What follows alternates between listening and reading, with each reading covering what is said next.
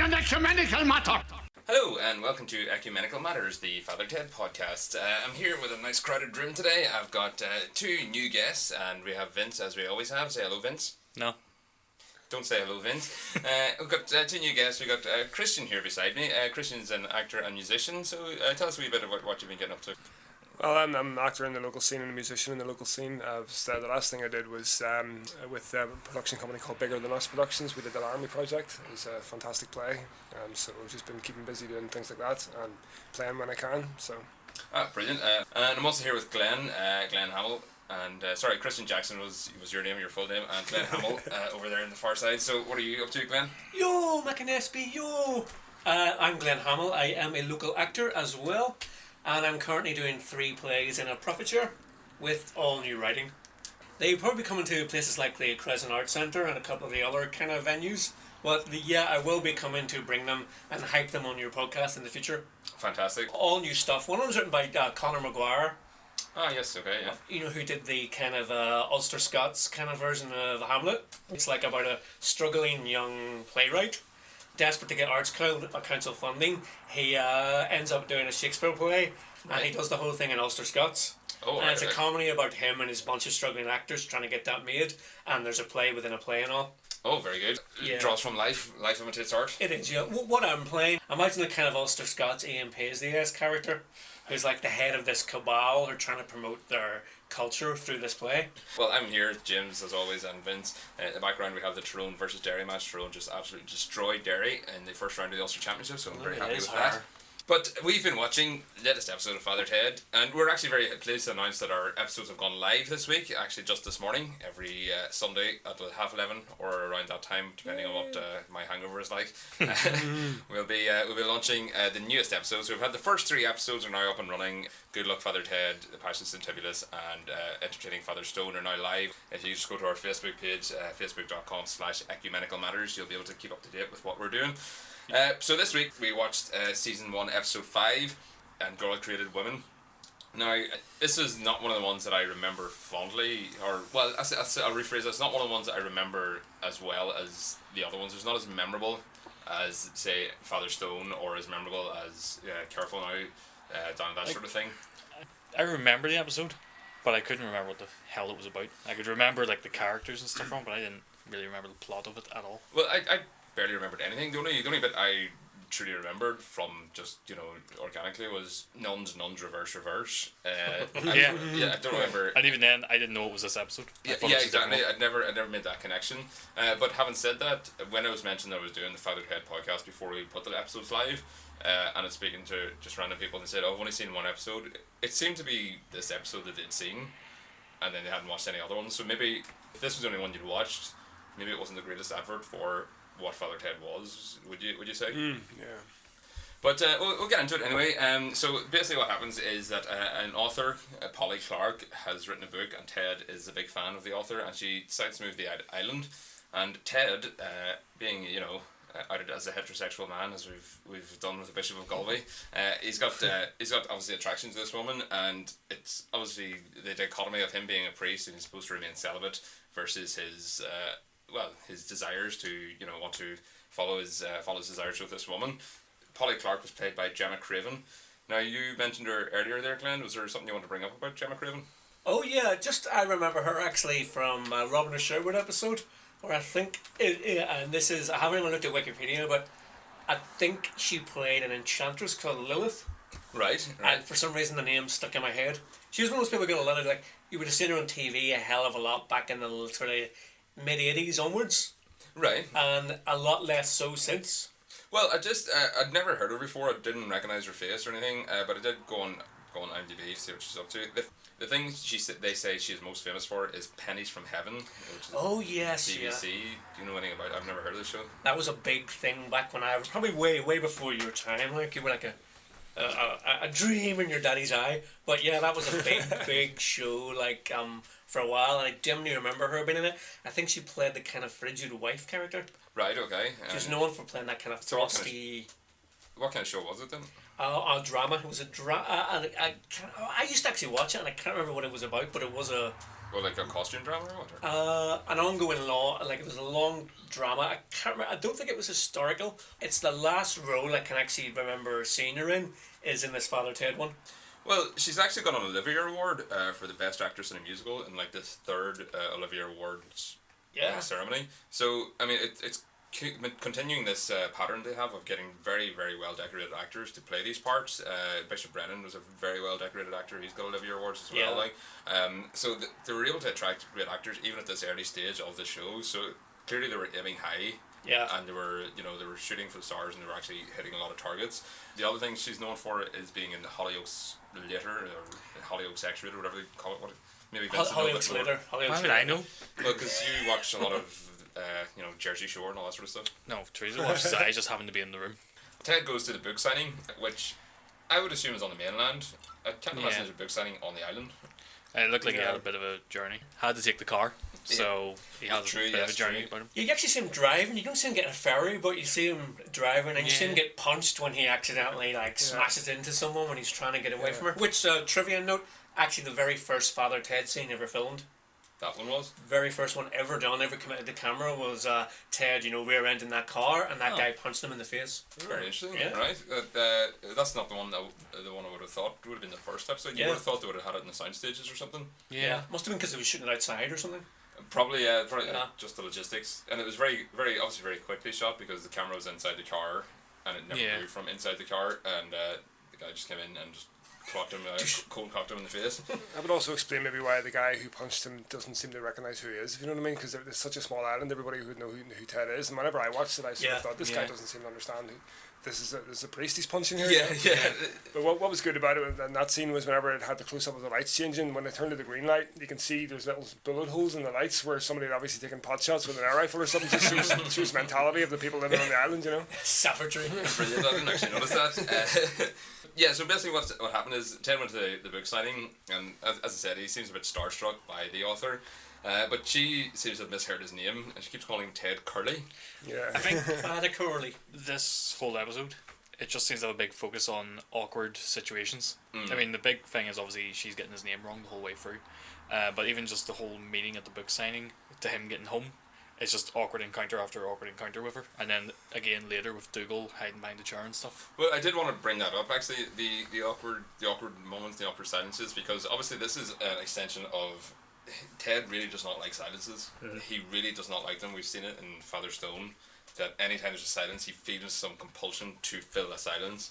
So when they're on the lift and they've just left the same room, it's like they've already said their goodbyes, which has happened to everyone. I mean, you always get a situation where the double goodbye. Yeah, see ya, and then you both start walking in the same direction, and it's like and I mean, it happens, but Ted seems to get really, really anxious about this, to fist-gnawing proportions. It's dragged out to hell. What it is, apparently, just from I dimly recall DVD commentaries, right?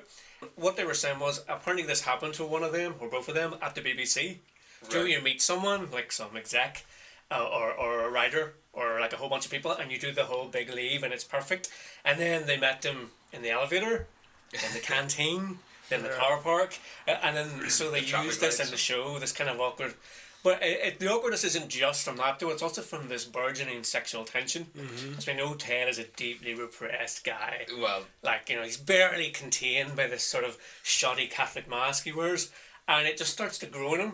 It's probably even there embryonically, why is he reading romance novels? I don't suppose you'd sign a copy of the latest. I'd be delighted. Father Ted just Ted Crilly. Don't bother about the father, actually. He's genuinely at that book signing. He's not faking it. That's what I was fan thinking. of her book. Was it Bejeweled with Kisses, is it? I was about to say that the title Bejeweled with Kisses, so it is sort of a Maeve Binchy sort of a pre Circle of Friends sort of a pre 50 Shades of Grey type idea. These sort of innocent love stories between and there is of course the sort of the God is in the background all the time, so he's always checking in with God every now and then, where when he comes into his house and he sees her there, he's like, what's going on, and then whenever she invites him around to her house and he says okay, and then he turns around to the image of Jesus, he's like, it's only every drink, See him sort of touring between the two there, where he's apologising to that. It's like a bedspread or sort of it's something with a throw or something, with Jesus' face on it, and he's talking to it kind of. I don't know if the title of the episode is taken from a Bridget Bardot movie. the one that launched her sex kitten career, her as a young woman seducing multiple suitors. Right. And she's like a symbol of female temptation. So they're clearly playing on that with Ted's female temptation here. I thought it was just a play on God Created Man, the biblical quote. So it's actually from a Bridget Bardot film as well. Yeah. Right, okay. And obviously the temptress is the author. Yeah. And yeah, so obviously Ted is very attracted to this woman. They seem to hit off, and there's always that sort of feeling that he can't act on it because, as I said, he's dedicated his life to celibacy. What do you know about the priesthood's celibacy? Anything? No. Well, basically, I'm from the,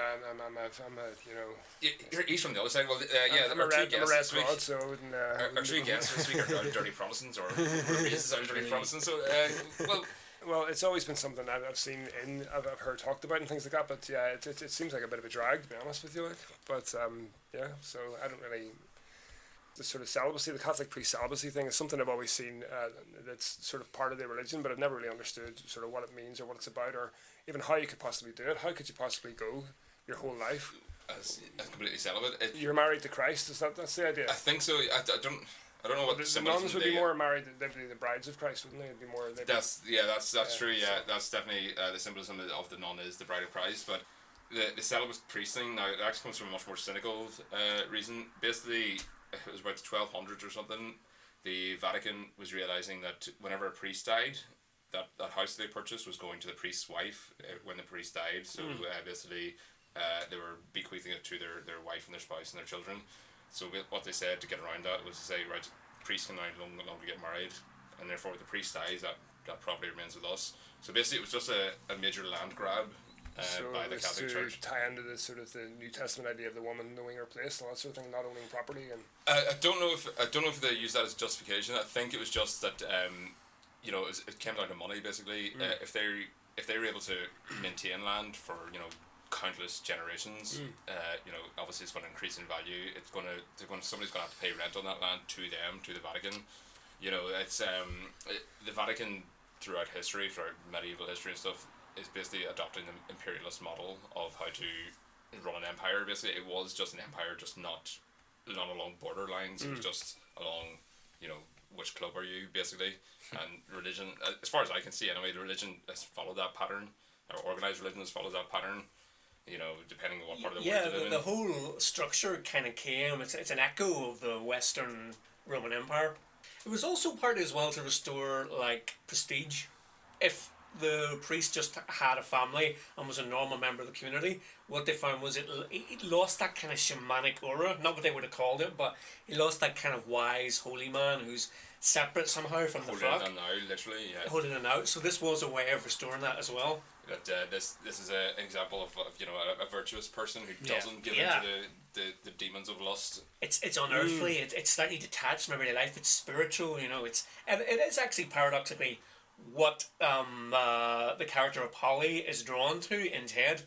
He gets his wires crossed, bless him, and thinks that she is interested in him because he wants what she has. He wants the glamour and the outside world prestige, and he wants these nights with wine and romance. But she's drawn to what she thinks he has, spiritual serenity. Yes. That withdrawal from life, the nuns. So the wires are completely crossed. Though looking at it, it's actually pretty obvious from the start. But they do it in such a way that you do kind of see it from Ted's point of view and think, is this on? Yeah, well, yeah, it's quite cleverly done. When he opened the door, when he came around to her house, and she was wearing this, lovely evening dress. Yeah, red, like a temptress, isn't it? Yes, exactly. And I was thinking, she really dressed with the nines. Cause I just for a housewarming. Yeah, but I completely forgot the twist that she was going to dedicate her life to the nunnery. You can sort of see where Ted was coming from, especially from the perspective of a frustrated man. I think what it is that she just thinks he's so above that. She has no idea that he's a sexual being at all. She sees him as that spiritual, detached. The celibacy kind of PR has worked in her. Yes. So she really doesn't think that he sees that at all.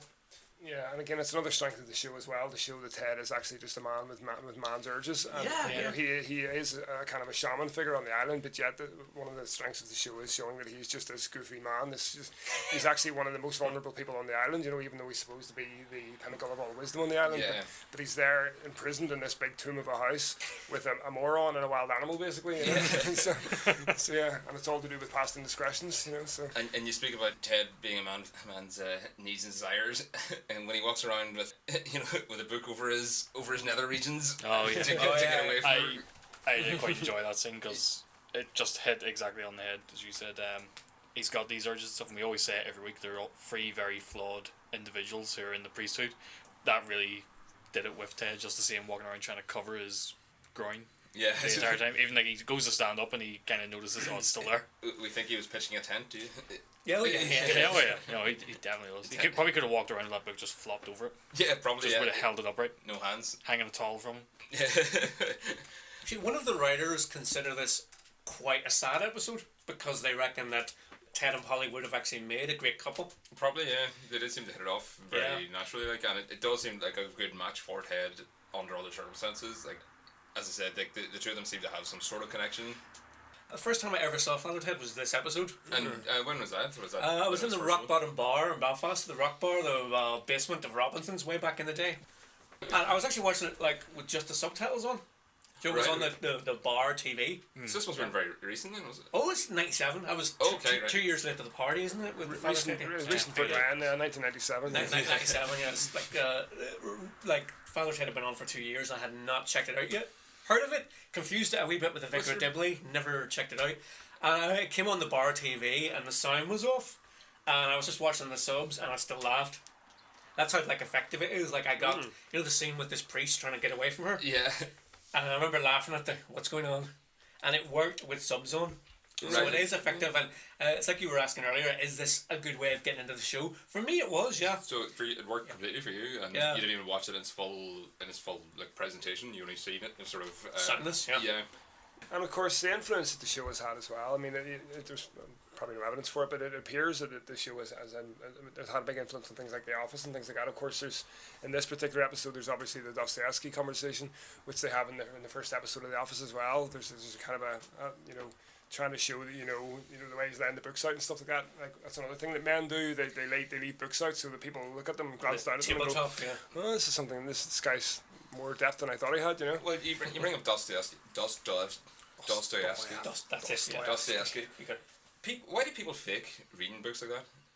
Like Ted does it, and it's sort of this thing that people feel like they need to do. James Joyce. It's not even just books; it's all forms of media. People do it with everything. Do it with films, TV, everything. It's to elevate yourself above the station that you're at. I think it's to make people think you're more interesting than you actually are. Yeah, you know? But it's more like from some. If somebody said to me that they haven't watched a show that I've watched or read a book that I've read, I will try and tell them why they should, and we'll have a conversation about that. Whereas if they say they have read it and they haven't, this is a one-way conversation, and then it just fucking dries up into dust. It's very hard to bluff. And the show catches that. That's what I was going to say. Did you feel his commitment waver towards the end? Talking about crime and punishment. Oh yeah. Where? Somewhere near the end. What was it? After the crime, there was too much of a focus on the punishment part. But that's the kind of conversation you have. Like even if say if you talk to somebody about music and you name a band, typically people go, "Oh, yeah, I've heard of them, but I've never heard them." Well, yeah. Or the people that go, I just listen to anything. Yeah. And then when they say anything, I go, well, like what kind of things? Because I would listen to anything. I would literally jump from Madness and then listen to a bit of Will Smith. I'll take big leaps in my taste in music. So when I say anything, it means anything. But then you always get the person who goes, I'll listen to anything as long as it has a good beat. It's like, what does that even fucking mean? Yeah. Well, usually when people say I'll listen to anything, they mean anything within the top 40. Yeah. Exactly. Anything that's so within my reach. I can understand. Applies to the lowest common denominator. Yeah. Well, have any of you read Dostoevsky? I haven't. Or any of the books? I was going to say, I would imagine you were the one. Have you read it? No, I have not. You have, was any I have read it. Yeah. What ones were there again? There was Roddy Doyle. Something about crime, something about punishment. Yeah. There was Tolstoy in there, and as you say, Roddy Doyle makes a second appearance because he has the commitments has already been mentioned on the show. Dougal thought that the Passion of St. Tibulus might be the next commitment, so Ted is the book, but whether or not he's read it is another question. So what did you think of Crime and Punishment then? Like, he's really well thought of. Like, the name is synonymous with being literate, and I think he's really overrated. Well, he was a pioneer of the psychological novel. Maybe the reason why the character Polly would like Dostoevsky is because he's a psychological pioneer. But to me, reading it now, 21st century eyes, it's very artificial. It's like everyone is at a fever pitch of nerves, and everyone's very highly strung, and nobody can have a conversation without bursting into tears. A bit like Chekhov, if you've ever read Chekhov. I hate Chekhov. Well, I haven't read It's it. kind of like that. They're very similar. They're writing in similar kind of like they're coming from a kind of similar place. I put One's them in the quite same. right, but I put them in the same bracket along with Tolstoy and that sort of thing. Like, yeah. I haven't read Tolstoy or Dostoevsky, but I've seen a couple of Chekhov plays, and as an actor, you're supposed to fucking love Chekhov. I fucking hate Chekhov. He's so Yeah. fucking self-indulgent and whingy and fucking. Oh, is that one of them things where like you're not considered a real actor if you don't like this thing or something? Again, it's one of these status things, you know. I mean, it is one of those plays that you're supposed to. One of those Chekhov is one of those writers you're supposed to know about, if you know what I mean. Yeah. But to say a classic novel is one that everyone talks about but nobody's ever read, you know, it's true, like, you know. Well, Yeah. I've read Animal Farm, and Animal Farm is an enjoyable read. Do you know what I mean? Animal Farm is actually, you know, it entertains you while it's actually informing you of this different worldview. Crime and Punishment is about this guy Raskolnikov who commits a murder to prove he's a kind of proto-Nietzschean Ubermensch who's above morality, and he does it, but he can't shake off his conscience. So there's a rough parallel to Ted in the episode. Like, it's about a guy who's tormented by his conscience. He really wants to be this remorseless killer, but all of it's in his head while he just churns with the fact that he's killed someone until he eventually just, you know, kind of blurts it all out. Yeah, towards the end it does actually flail. Like, you suddenly got all these chapters of him getting sent off to Siberia, you know, for punishment for the crime, and turning to Jesus, and it's just horrible. When Polly says that, she's kind of spot on. Ted just seems to see it all as a, you know, as a hindrance to his manhood, if you know what I mean. I mean, all the way through Father Ted, you always see him. He's always really annoyed about having to do mass. He's always really annoyed about having to do penance or whatever, giving people penance or whatever. You know, the whole thing is just a big inconvenience to him. You know, he is a man who just wants to be a man in the 20th century, as it was then. You know, he just wants to be to live by his instincts and live by his urges. You know, but he's not allowed to. You know, because he's a man in this essentially a pleasure paradise, because he's basically he is in a paradise, you know, surrounded by all the things that a priest could want, if you know what I mean, but yet he's utterly unsatisfied because he just wants to be an ordinary man, you know. Yeah, just as Polly's dissatisfied with everything he wants. You Yeah. know, glamour, city life, money, you know. What's quite cool there, though, is something you touched on. It does line up with what the writers have said, was that they didn't want to show Ted and Dougal working much because they hate their work. And it's very much a behind the scenes with priests. Yeah. So, and they didn't want to. They're very against doing conventional sitcom stuff. So anything that sounded too conventional was rejected from their ideas pile. There's not humour with wine going missing. There's not, you know, Ted flubbing a mass. There's not that kind of stuff. Everything is backstage. It's Everything all is, suppression. This is what it's about. Yeah. Mrs. Doyle, for example, in this episode, you know, she starts swearing. She goes into this mad Tourette's kind of episode. Yeah. Yes. You know, because you can tell she's such a woman who suppressed herself so much that this is the only chance she's going to get to swear. It's probably the only time she's sworn in 30 years, you know. Yeah. And she just goes mad, and Father Ted actually has to usher her out of the room because she's just into this mad sort of spiral. She's on a tangent. Swearing spiral, you know. With the bad F word. It exists in this universe. Yeah, it does. And If you will they're F very your aware of it. effing wife. Yeah. And Mrs. Doyle, clearly, she puts on this veneer that she doesn't like all this offensive stuff, but she still indulges so much of it. Like the prototypical Daily Mail reader. It's like, "Oh, look at that woman with her bikini. Isn't that an absolute disgrace? Look, you can nearly see the crack of her bum. I should not be able to see that. Look at that picture as well. Sure, you can see the cleavage on the picture. And see this one. She's just blatantly showing that man right beside her that she's got a body on her. That's disgusting. I can't believe I have to look at this. That is the fucking... More research is needed. Yeah. These ones that want to put on this fucking face of I'm so offended by this, but yet can't stop looking at it. I mean, I fucking yes, of hate course. that Yeah, mentality. they're essentially supporting the thing they're against. The lady doth protest too much, of course. You know, Yes, you know, you want to do it so much, you will condemn those who are doing it because you can't do it. You know, Oh, because yeah. you would never have the nerve, you would never have the courage to say that. You know, Yeah. because you want to fit into the social zeitgeist, so you would never have the courage to step outside of that. You know. But I actually reckon Mrs. Doyle would scrub up pretty well, to be honest. You know. Well, yeah, probably. She's not. Father Ted actually says in this episode she's not conventionally attractive. Then Dougal, that's what you're trying to say. Yeah. And no, she's not. But as an actress, the lady who plays her actually really is right up my street as far as women are concerned. Like, I think she's really attractive. She was in EastEnders not that long ago. But a blow dry and a bit of a wax on the chin, you know, and some decent clothes. Mrs. Doyle could scrub up pretty well, you know. Would you? Of course. Yeah. Oh, incidentally, that line where she goes, "Take me sideways," was another. Do you know, as Ted finally just shoves out the door, she improvised that. Yeah, I just saw that on the trivia yeah. before we got on the mic there. A lot of the stuff, a lot of that diatribe was just Polly McLean improving and ad-libbing those lines. Such a talent, like. She clearly went to town with it, and apparently Dermot Morgan had actually stifled laughter when she said, "Ride me sideways, that's another one." Which her performance has always been recognised as one of the high points of the show. Like, she really was one of the shining stars of the show. Like, she is great. Exactly. All of them are, you know, all the other characters in it. I mean, they are great. You know, Mrs. Doyle, Dougal, Father Jack, they are perfect, but they're all panto characters. And they're all, you know, larger than life, brilliantly done. Now, don't mean that as an insult. I mean that in, like, they are brilliantly done, massive Dickensian characters. And, but Ted is the character who's not, and he can't be because the show is anchored around him. In the same way that Fraser Crane can't be a big character like, you know, some of the guest stars are. But what they do with Ted that's so clever, though, is that he's got one foot in reality. And that guy's such a talented actor that he can keep it real in the midst of all this panto. That's why that show is not a low. And in this episode, you kind of see that. You're right, it's not the best Ted episode, it's not the most funny one, but you see the reality he brings. You do really feel the awkwardness. David Brent, kind of, embryonic David Brent. The cringe factor, Which is why I think it's a big influence on the character of David Brent, because I think you could be right, actually, And you do feel the genuine sexual tension, and you do feel between him and Gemma Craven, if they wanted to, just with the slightest little adjustment, they could have turned that into a drama. Yeah. There is still a lot of pathos on the show. They never go down that route, but it's there. You know, only fools and horses would. The Father Ted show never did. Maybe if the show had lasted longer, it might have started. I don't think they wanted to go down that road. To be honest, I think they just wanted to be comedy. They do avoid that. Yeah, but it's there because of his talent. You know, it's always kind of there. I think, definitely. Dermot Morgan's performance overall is absolutely brilliant. As you say, he is the straight man, which usually means he's people's least favourite, but that's not the case in Father Ted. Everyone loves Ted Crilly as a character. He's the most relatable character. Yeah.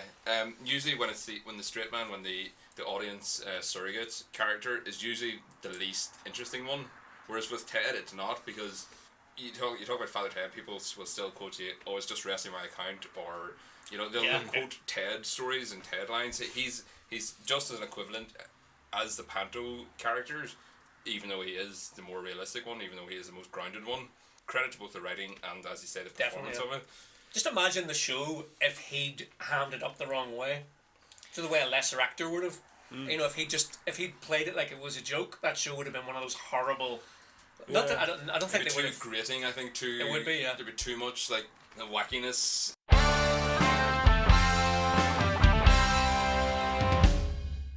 Going with the sort of stupid humour aspect of it, whenever Ted's making up an excuse about why he can't do mass that night, and you're saying about the straight man sort of side of things, he's like genuinely trying to come up with this excuse, and he's acting it very straight, whereas Dougal's being very childish and very immature throughout the whole thing. And he spots the other priest coming, who he's now just not the other priest, the doctor.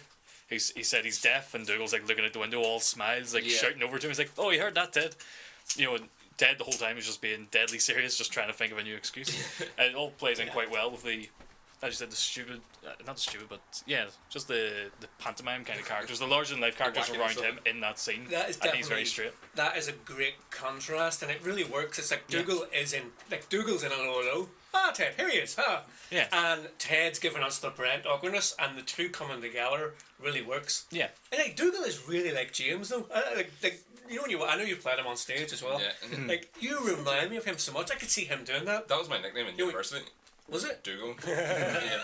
Not surprised. That's right. I thought it was because of my accent, because I was in university in London and I was on a rugby team. I thought, like, basically the first training session, out of the ball, and somebody goes, what's his name? And somebody just goes, just call him Dougal. so they shouted to Dougal, and I instinctively looked around and passed the ball.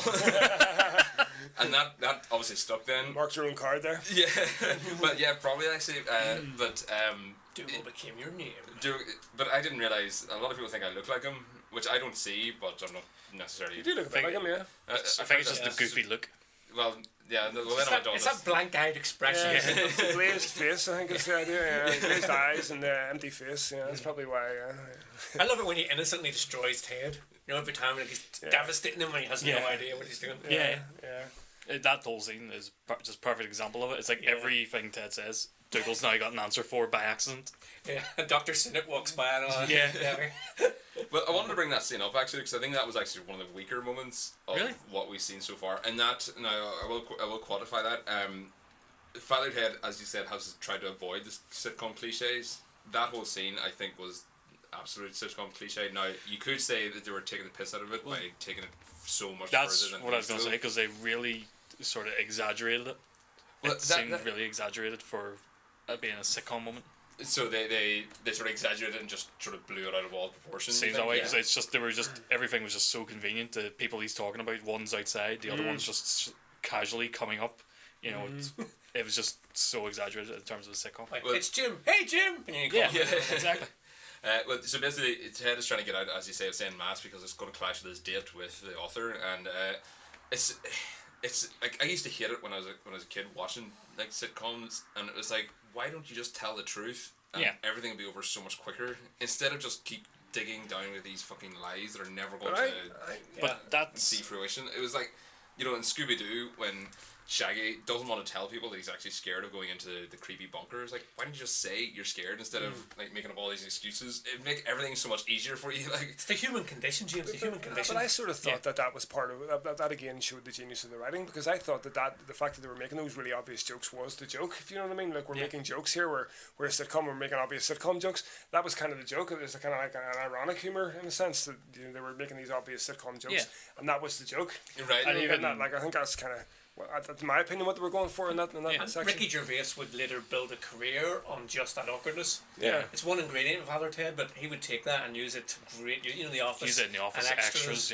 yeah. Extras was guilty of that, I think, in a sense that it did do a lot of stupid stuff, like David Bowie, for example, turning around, they're just having the piano sitting, like the stuff like that. There was obvious humour in that, and I don't think Extras really captured it the way this episode of Father Ted did, because they made, in my opinion, made a joke out of the fact that we are, oh look, we're a sitcom, you know, we're making just sitcom jokes. But The Office was completely suppressed. Was all suppression was the idea of The Office, I think. Yeah. I think social awkwardness. What makes that scene good as well is the fact that in a lot of sitcoms and stuff, they would go for the whole awkwardness of I was making these excuses, and they would get away with it. Whereas in this, he didn't even. He just had to go and do the mass anyway, and instead he just decided to rush through it. And I think that played into the awkwardness of the joke and just the stupidity of the joke as well in this situation, and taking the piss out of sitcoms. Yeah. Well, we'll go back to the mass in a second. I do just want to bring up the fact that I've been sort of noting the different types of humour that Father Ted actually kicks off. We've had gross out humour last week with the earwax forming candles and stuff. You know, we've had all sorts of like just clownish humour. You've said about the subtle humour of the whiteboard gags and stuff, and just signpost humour. Magazine names and stuff. Yeah, and Halo magazine, and you know the surreal humour. And here we have cringe comedy. Like the amount of like comedy. Types of comedy that Father Ted actually hit on, and just sort of hit on it and then just disappeared from it from view. Like they were brilliant. Like they could do it all, and that's so good. They could just do something and just throw it away. You know. Exactly. Yeah. So it was just showing how good they were. And the writing was so good. It's something I loved about the X-Files is that they could take a whole genre of either sci-fi or horror films or something and just do one episode with it and then just never touch it again. The two of them preparing for the mass now. I'll say this, Dougal and Ted are both preparing to say this mass. I didn't pick up why this particular mass is so important, did you just pick it up why? Not really, I think it's just because the nuns were there. Just the nuns were there and they wanted to see them, I think. Part of the joke is that it's not particularly important. Yeah. It's just that they're they're fangirls of masses. They're groupies. They're groupies, yeah. And with them like signing the mass cards or whatever. They kind of play on that, and they're playing that like they go around and have like different ratings for each of the priests. They have that wee like, where'd you get your ideas from? The worst question to ask any creative person. No, but that where do you get your ideas from?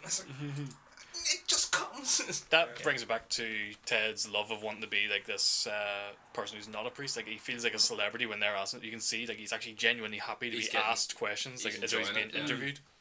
And it comes back to like his human nature. You know, he wants the attention. He wants the bright lights. He wants the cocaine parties. Yeah, exactly. Which is why before the mass he goes through the whole come on yes. Exactly. Psychs himself up and then he goes outside and goes home Neil saw those and then comes back in again and so it's like over in 5 seconds. You know? Apparently that was a deliberate tribute to Raging Bull. Yeah. Psych-up scene, that was a deliberate homage. But not just Ted in that scene. Dougal was actually very competent in that scene. I've never seen Dougal in such a position of competence before. Like he knew that right, he has to get Ted ready. He has to Ted psyched up. He knows what he's going to do. He knows what needs to be said. Yeah. He knows he has to. Ted's going to leave, so he has to take care of the nuns and stuff. And he just genuinely asks, "So what should I do with them?" Blah blah blah. Yeah. Like, just don't kill them. Clearly, yeah. That's a big ask apparently. Well, that I think that goes back to the Black Rock incident. They were just tragedy. they were just nuns. But let's talk about the nuns then, because the nuns was a really great dynamic they had with the nuns. That was all the groupie sort of atmosphere that they had going, which was a great thing. But then also that they had one spokesperson. Yeah. So they all had to sort of filter their answers through this one Sister Assumpta, was it? They did it quite well, and one of them seemed to be quite shy, so she wasn't really speaking up. And then another one was obviously deaf, I guess, because she was like yelling right in her ear beside her. She's ancient. So she's 80 something or. So almost like they gave them like these different personalities just so they couldn't speak, and just that one could speak for them all. That's the way I took it anyway. Well, it was just a great dynamic they had, and just this little cabal of nuns that were so fucking bitchy as well and so waspish. Whenever Ted, they're also. I'm busy now. I was gonna say she's very petty at the end. Yeah. Apparently they were really pleased with that she was quite sinister. I remember from the DVD commentary, you could easily see, especially at the end there, you could see that character in one of those like Magdalene Laundry movies. Yeah. You like again with a slight nudge, she could be in that. She says, and they were so pleased with that they have her back, in a later episode. Yeah. She does actually come back. Yes, she comes back during the Lent episode. That's the one. We'll talk about that. I'll talk about that later. But yeah, she picked that part perfectly, and also that sort of waspish sort of bitchiness came out in Mrs. Doyle as well. Just the thought that a woman was in the premises. We hit on it last week of Doyle always wanting to sort of please people and stuff, and I guess she's probably looking at it as woman's coming in the house. She can do things that Doyle obviously can't do for him. Well, maybe. Possibly. Mrs. Doyle is the only woman, the only example of womanhood that they're ever going to get. Exactly. She's the only woman that they have in their lives. And she likes that. Will ever have in their lives. So that's her element of control. So whenever another woman steps in, she loses that control. Somebody's going straight onto her territory. It's not even like they're sort of threatening. It's literally just planted the flag right in the middle of her. Exactly. Yeah. Doesn't he go sure to her room and Mrs. Doyle like drags her off like it's to a dungeon? It's still cool. It may as well be in that house. It's such a dingy, miserable looking house. So it may as well be a dungeon. Well, you say a dingy, miserable looking house. The decor seems to have changed since the last episode. Did you notice that? The front door from the inside is now white. Was it always white? Was it not? I thought it was always white. I don't really pay that much attention to the doors. You're such a nerd, James. You're such a fanboy. Well, that's the whole point of this thing. To pick holes in this otherwise brilliant show. Inattentive peanuts and shit podcast. It does look a lot cleaner, maybe. Yeah, the wallpaper seemed different or something. Wallpaper seemed different to me as well, yeah. Like when they first went into the house, I wasn't actually sure if they were supposed to be in the parochial house when Ted walked in and the author's just sitting there, Polly's just sitting there. Yeah. I was like, is this a different set? Is this has Ted walked into a different room or something? Well, I wasn't sure if I was imagining it because I didn't look back on the older ones, but because we spoke about how they had to take that set down every day, every time they shot, and then rebuild it again. Yeah.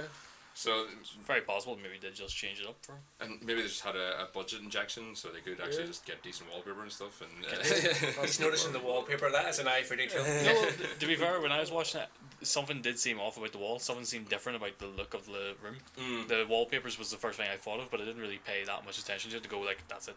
It might be something really subtle, as in there might be an extra light or a set or something that's just could be like better. Pictures off the wall or something like that. you could just explain that away as saying, Father Jack in an episode, in between the last episode at a time we haven't seen as the audience, Father Jack projectile vomited all over the wallpaper and he crashed his wheelchair through the front door, so they had to get a new front door. Wasn't it trashed by a certain Henry Sellers? Yeah, that's right, actually. They have to redecorate after. That's probably it, actually. That's probably it. I have to say, they just did a full screen clean after Henry had his way. Ted had a hipster phase when he had a beard. His beard. Yeah. I love. I do like that in the show. If they make a reference to a photograph or something, they always show you a close up of it. Yes, yeah, they show you it in perfect detail. So Ted has now had a hipster phase, and he's also had a tranny phase when he went to Teresa, and cosplaying phase where he goes as Elvis. So, But yeah, like a lot of shows, they'll like make references to things, they'll never actually show you. Whereas in this, they just show you a glimpse of it, and then it's like, alright, done. Well, you could say that is the genesis of cutaway humor that Family Guy sort of took to town with. They do have little cutaways, but it's nice in doses. Yes, whereas like Family Guy tiny doses. abuses the shit of it. Family Guy can't go 2 seconds without a cutaway. Whereas in Father Ted, it would just be Dougal looking through a pile of binoculars and say it's a lovely day, and then showing a hurricane outside. Exactly. Like, that would be the extent of it. It would be maybe 3 seconds. Yeah, of the whole once show. per episode or something. And of course we have the classic line, Nuns, reverse. Line of the show, can we all agree? I think that stood the test of time much better than anything else in the episode. That one line, like people do immediately whenever you say it, they appropriate it to Jack. Seen it on T-shirts and all, or unofficial merchandise. Yeah. I mean, I do like that line, but in that episode, I still love the line when Dougal's out the window shouting to the doctor, and he goes, "Oh, I heard that, Ted." That's my favorite line from that episode. When he just because he completely shuts him down. He ruins Ted's web of lies. But I do love that line from Jack. It is standout line from the show. It's one you always remember, and that's the only thing from this episode I remembered, but I didn't even realise it was this episode.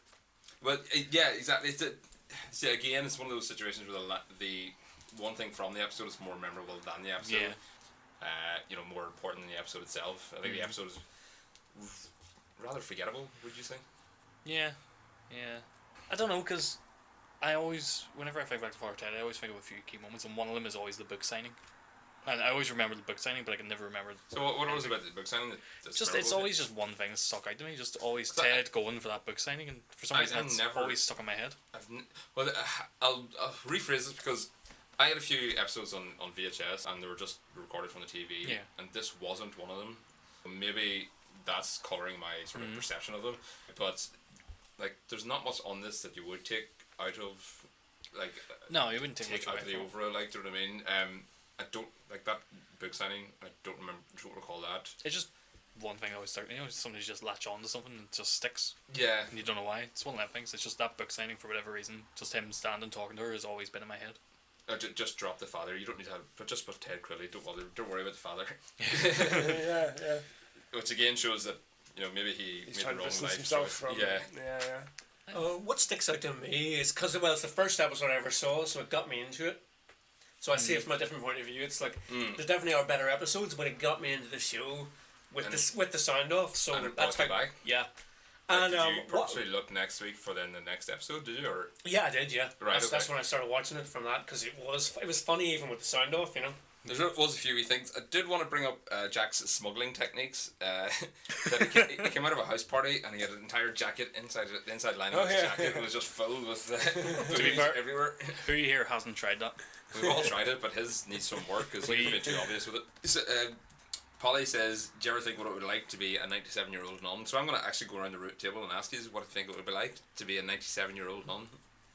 And imagine dedicating your life from the fact you're 17 to you're 97, 80 years of dedicating your life to, nothing. As I said, celibacy and, pious lifestyle.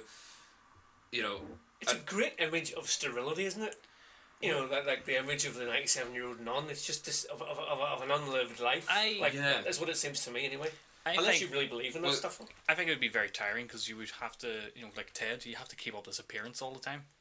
Well, you wouldn't because for the most part you'd be inside a convent. I was gonna actually bring up the Sister Act. On the rare occasion that you do end up out. I mean, like, I'm sure you know yourself from Catholic schools and all that. You had to go to sit with all these priests and nuns for a day. Yeah. And it was dull as shit. I can't imagine it. It'd be like a prison sentence, I think. But That's remember, too terrible to I contemplate. can't imagine going to It school was like that. absolutely terrible. It was one day every year they would take us. I don't know if your school did it, but ours did what it. kind of school did you go to? It was just. La Salle was like just a Catholic school. But if you didn't play sport, you were hated. Well, for example, on Ash Wednesday, would they make you all get the ashes? Yeah, but then I'd immediately rub them off. Yeah, so would I, like. But for a start, especially up around this part, you were living in Belfast, like, if you were walking around West with Belfast, like.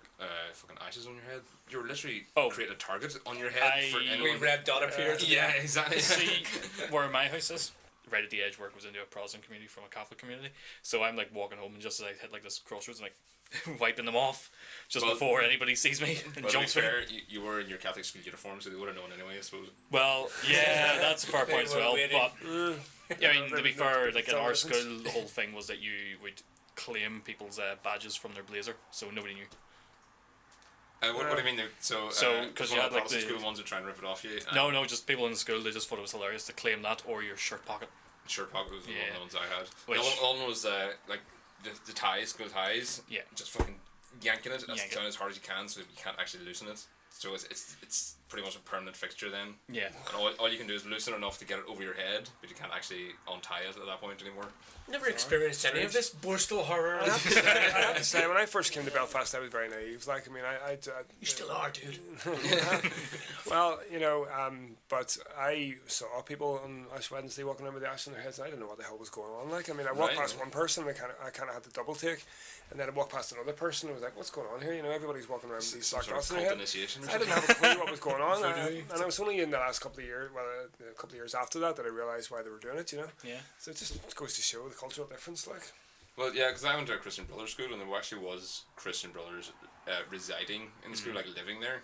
They had a little house and stuff, like a sort of mini parochial house within the school grounds and stuff. And yikes! my sister went to a convent, so there was nuns living in the convent as well. There's actually a whole bunch of cultural things, somewhat like Christian was saying there about the ashes, that I wasn't exposed to and learnt about. We did a play with James setting up for Michael, No, yes. which check it out on Google. He's still got good reviews. There's great young writer from Oma, James McAnespy, I believe Yes, his name is. difficult to work with. Terrible heroin addict. Terrible production great values. artist. There were a lot of stuff that were in this talented, blazing young author's play, right? Which was it was set in that background, set at a wake. I knew going into it as the incompetent stage manager, I knew nothing about what he was talking about. I didn't know what a camogie match was. I didn't know what wake cards were. I didn't even know that we still had wakes. I looked it up, going like, I'm going to prove to him that this is bullshit. And you know, it still does happen in places like. Yeah, I had no idea. The like, 3-day wake where Yeah. you stay up with people stay up with the body for the 3 Yeah. days until the funeral. Yeah. Yes. Sounds An horrible. awkward story about a wake from last year. My granddad died, and Right. we all went up to the wake. And The concept seems so alien. This is like Zoroastrian sky burial. Protestant You know, funerals- leave him out for the birds. It Protestant just funerals seems- are very controlled, tight affairs, aren't they? Like, I mean, Joyless, everybody's told to stand where they stand claustrophobic and nightmares. do what they do. Yeah. And the body, I think we do a kind of a wake thing. I don't know. Some people do a wake. I don't know if it's just a kind of a wider cultural thing. I think I've heard of Protestants doing wakes and stuff, but when my grandmother died, I can remember now when I was a kid, this happened, I was only about 13 or something, and I can remember going there and feeling completely controlled, you know. The whole thing was stage managed almost, you know. Yeah. And whenever you got to her body in the open casket, she was just there in this kind of monolithic casket, you know, like a sarcophagus, and there was her upper portion of her body, and there was my granny lying there, and it was just like, oh God, this is just totally unnatural, you know. Yeah, it's quite surreal. Yeah, seeing see, it. my granddad died when I was about 11, so. But yeah, that was the first experience I had of seeing it. Somebody was saying once, I think it was about like Greek funerals and sort of these cultures that are sort of so alien to us, we can't understand them. The way they would have a body brought onto the shore from a boat and all this kind of thing, these rituals they go through, and the women would cry their eyes out and tear their Yeah, clothes it and would pull be their just hair. like pure. That's so much more emotional healthy, release. you know, Yeah. than the way we do funerals. It's from 6 Feet Under, that show, 6 Feet Under. Somebody mentioned that in it. It's that Protestant funerals are so highly controlled that, I'm speaking from my own point of view, that this whole rending of the clothes and tearing of the hair, that's so much more natural and so much the way mourning should be done. More you know what I mean? cathartic. You still see it in the Yeah. Middle East. Yeah, Especially if a that's public what I'm figure talking is- about. Yeah, that kind of wailing and screaming and all that sort of thing. It's undignified, of course, but your death's undignified, isn't it? So. Catholic science is quite weird because everybody just uses it as an excuse to go and get pissed. Like Yeah. my dad, that day he started the whole 3 days, I and think the funerals first are night. like that by default in both sides of the community, you know. Oh no, but like he's like sitting there. I think he just couldn't sleep because obviously his dad just died, and this is my dad I'm talking about. And he's just sitting there about 3 a.m. Somebody knocks the door, and he goes, "Fuck, are we knocking this time?" Goes and answers it. It was one of his old friends from years ago. Had heard and just came up and just had like a 6-pack and just started drinking with him. Like Billy Butcher. Oh yeah, just like what happens in Jim's But- play. You know, I can't imagine it happening anywhere else apart from like maybe Ireland, in general. Yeah. You know, it just seems quite strange to me. I don't imagine anybody going, "Yeah, 3 o'clock's an appropriate time to start banging on someone's door to drink." Well, I don't want to speak too much about wakes in this episode because next episode, of course, we will actually go through a wake in another 10. So I want to save that discussion for next week. But I want to thank everyone for joining us today. So we have Christian Jackson. So thank you very much for coming down, Christian. We have Pleasure to our be here. Usual Vince Kettle, Flimosh on Beam, of course. You can find his streaming channel. And Glenn Hamill, our actor, and who'll be appearing in the Crescent Art Centre in a few months with his triple bill of plays. They're not all mine, but they might as well be. You might as well claim them as yours. Just take ownership of them. And I've been James McAnespy. We've been delighted to have you on board, and we're glad to say now that the new episodes are live. So if you go to facebook.com/Ecumenical Matters, you'll find our latest podcast, and you'll get the first announcements of when they go live. But thanks very much for listening, and bless you. Bitches.